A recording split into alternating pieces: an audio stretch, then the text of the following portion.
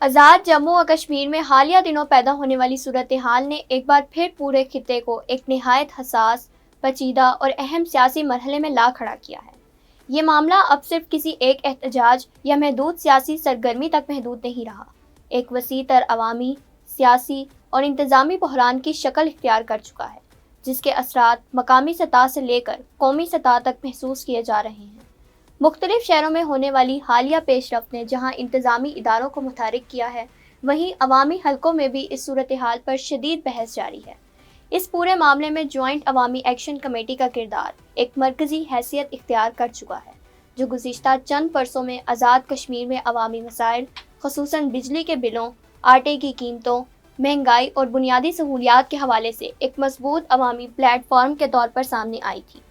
آزاد جموں کشمیر میں 27 جولائی 2026 کو انتخابات کے اعلان کے بعد حالیہ دنوں میں اسی کمیٹی کی جانب سے مختلف مطالبات اور احتجاجی کالز نے صورتحال کو دوبارہ سے ایک نئے تنازع کی طرف دھکیل دیا ہے۔ بعض حلقوں کے مطابق حکومت کی جانب سے تنظیم پر پابندی یا سخت اقدامات کے بعد کشیدگی میں اضافہ ہوا، جس نے مختلف شہروں میں صورتحال کو مزید حساس بنا دیا۔ گزشتہ چند دنوں سے آزاد کشمیر کے مختلف اضلاع میں جو صورتحال دیکھنے میں آئی ہے، اس میں ایک طرف عوامی سطح پر جوائنٹ عوامی ایکشن کمیٹی اور دیگر متعلقہ گروہوں کی جانب سے احتجاجی سرگرمیوں میں اضافہ دیکھا گیا، جبکہ دوسری طرف ریاستی ادارے قانون کی عملداری، امن و امان اور شہریوں کے تحفظ کو یقینی بنانے کے لیے مسلسل متحرک رہے۔ حکومتی ذرائع بار بار اس بات پر زور دیتے ہیں کہ تمام اقدامات کا مقصد کسی سیاسی تنظیم کو نشانہ بنانا نہیں، مکمل طور پر امن و امان کو برقرار رکھنا اور شہریوں کی جان و مال کا تحفظ ہے۔ مقامی ذرائع اور مختلف رپورٹس کے مطابق بعض علاقوں میں صورتحال اس وقت زیادہ کشیدہ ہوئی جب جوائنٹ عوامی ایکشن کمیٹی کی جانب سے دی گئی احتجاجی کال کے بعد بڑی تعداد میں لوگ سڑکوں پر نکل آئے۔ بعض مقامات پر مظاہرین اور سیکیورٹی اداروں کے درمیان آمنا سامنا ہوا، جس کے بعد حالات نے مزید شدت اختیار کر لی۔ مختلف غیر مصدقہ اطلاعات کے مطابق ان جھڑپوں میں جانی نقصان اور زخمی ہونے کے واقعات بھی سامنے آئے۔ تاہم سرکاری موقف ہمیشہ یہی رہا کہ کارروائیوں کا مقصد صرف ریاستی ریٹ کو قائم رکھنا اور کسی بڑے نقصان سے بچاؤ تھا۔ صورتحال کے بگڑنے کے بعد سیکیورٹی اداروں نے فوری طور پر مختلف حساس علاقوں میں اضافی نفری تعینات کر دی۔ اہم شاہراہوں، داخلی اور خارجی راستوں اور سرکاری تنصیبات کے اطراف سخت نگرانی شروع کر دی گئی۔ بعض علاقوں میں سڑکوں کی عارضی بندش، چیک پوائنٹس کا قیام اور نقل و حرکت پر جزوی پابندیاں بھی دیکھنے میں آئیں، تاکہ کسی بھی ممکنہ بڑے ناخوشگوار واقعے سے بچا جا سکے۔ حکام کے مطابق یہ تمام اقدامات مکمل طور پر احتیاطی نوعیت کے تھے۔ اسی دوران اطلاعات یہ بھی سامنے آئیں کہ بعض مقامات پر سرکاری املاک کو نقصان پہنچایا گیا، سڑکیں بند کی گئیں اور ریاستی ریٹ کو چیلنج کرنے کی کوششیں کی گئیں۔ ان حالات میں قانون نافذ کرنے والے اداروں نے محدود مگر ہدفی کارروائیاں کیں، جن کے دوران مختلف افراد کی گرفتاریوں کی اطلاعات بھی سامنے آئیں۔ حکومتی حلقے نے ان اقدامات کو امن و امان کے قیام کے لیے ضروری قرار دیتے ہیں، جبکہ دوسری جانب جوائنٹ عوامی ایکشن کمیٹی اور اس کے حامی حلقے ان کارروائیوں پر تحفظات کا اظہار کرتے ہیں۔ حکومت کی جانب سے یہ موقف بھی سامنے آیا ہے کہ جوائنٹ عوامی ایکشن کمیٹی سمیت دیگر عوامی نمائندہ گروہوں کے ساتھ ماضی میں مذاکرات اور بات چیت کا سلسلہ جاری رہا ہے۔ متعدد نکات پر پیش رفت بھی ہوئی، خصوصاً عوامی مسائل جیسے مہنگائی، بجلی کے نرخ اور بنیادی سہولیات کے حوالے سے کچھ اقدامات کیے گئے۔ تاہم پاکستان میں کشمیری مہاجرین کی 12 نشستوں کو لے کر معاملات کشیدگی کی طرف بڑھے۔ دونوں جانب سے اس پر لچک نہ دکھانے کی اطلاعات بھی آئیں، لیکن آزاد کشمیر حکومت کا موقف واضح رہا کہ ایسے معاملات اپنی نوعیت کے لحاظ سے آئینی اور انتظامی پیچیدگیوں کی وجہ سے فوری طور پر حل نہیں ہو سکتے۔ اس وجہ سے صورتحال اس نہج پر پہنچ گئی جہاں اکثر احتجاج اور ریاستی پالیسی کے درمیان فاصلے کا باعث بنتے ہیں۔ اگر اس پوری صورتحال کو وسیع تناظر میں دیکھا جائے تو آزاد کشمیر کی جغرافیائی اور سیاسی حیثیت اس معاملے کو مزید حساس بنا دیتی ہے۔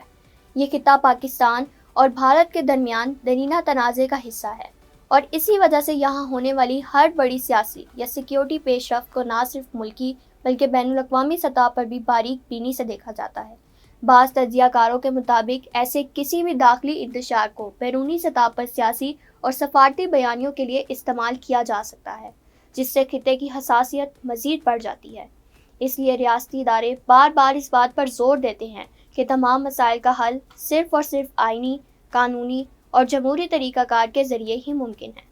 طاقت یا تصادم کے بجائے مذاکرات، مکالمہ اور سیاسی سمجھوتہ ہی وہ راستہ ہے جو دیرپا امن کی ضمانت فراہم کر سکتا ہے۔ دوسری جانب زمینی صورتحال یہ بھی ظاہر کرتی ہے کہ تمام تر کشیدگی کے باوجود بالخصوص 9 جون کو عام زندگی مکمل طور پر مفلوج نہیں ہوئی۔ مختلف شہروں میں بازار بڑی حد تک کھلے رہے، ٹرانسپورٹ جزوی یا مکمل طور پر جاری رہی اور شہریوں کی ایک بڑی تعداد نے اپنی روزمرہ سرگرمیاں جاری رکھیں۔ یہ بات اس طرف بھی اشارہ کرتی ہے کہ عوام کا ایک بڑا حصہ عدم استحکام کے بجائے امن، استحکام اور معمولات زندگی کی بحالی کو زیادہ اہمیت دیتا ہے، اور کالعدم عوامی ایکشن کمیٹی کی ہڑتال کی کال کو لوگوں نے ناکام بنا دیا۔ سیکیورٹی اداروں کی جانب سے حساس علاقوں میں مسلسل نگرانی جاری رکھی گئی، چیک پوائنٹس، گشت اور انٹیلیجنس بنیادوں پر کارروائیاں جاری رہیں تاکہ کسی بھی ممکنہ ناخوشگوار صورتحال کو پر وقت روکا جا سکے۔